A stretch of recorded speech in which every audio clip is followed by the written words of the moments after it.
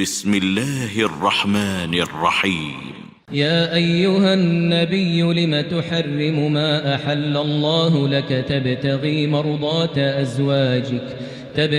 مرضات أزواجك والله غفور رحيم.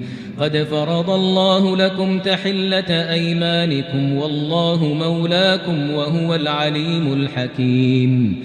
وإذ أسر النبي إلى بعض أزواجه حديثا فلما نبأت به وأظهره الله عليه عرف بعضه وأعرض عن بعض. فلما نبأها به قالت من أنبأك هذا؟ قال نبأني العليم الخبير. إن تتوبا إلى الله فقد صغت قلوبكما وإن تظاهرا عليه فإن الله هو مولاه وجبريل وصالح المؤمنين والملائكة بعد ذلك ظهير. عسى ربه إن طلقكن أن يبدله أزواجا خيرا منكن مسلمات مؤمنات قانتات تائبات عابدات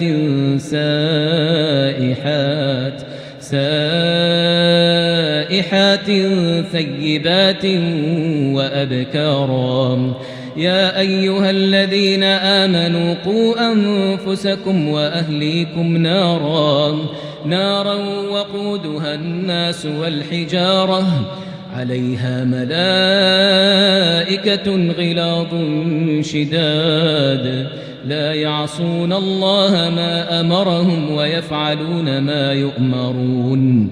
يا أيها الذين كفروا لا تعتذروا اليوم إنما تجزون ما كنتم تعملون.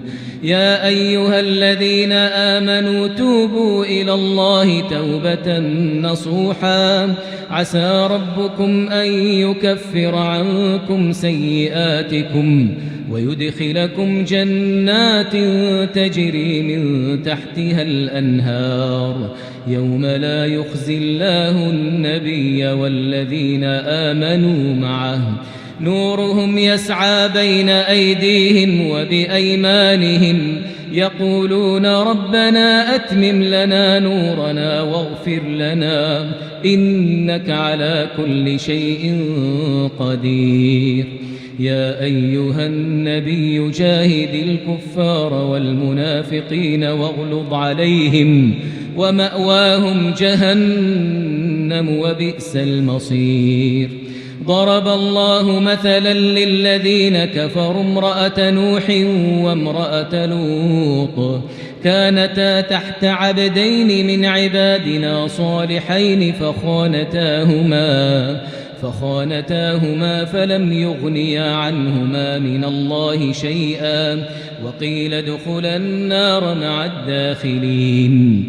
وضرب الله مثلا للذين آمنوا امرأة فرعون إذ قالت رب ابن لي عندك بيتا في الجنة ونجني من فرعون وعمله ونجني من القوم الظالمين.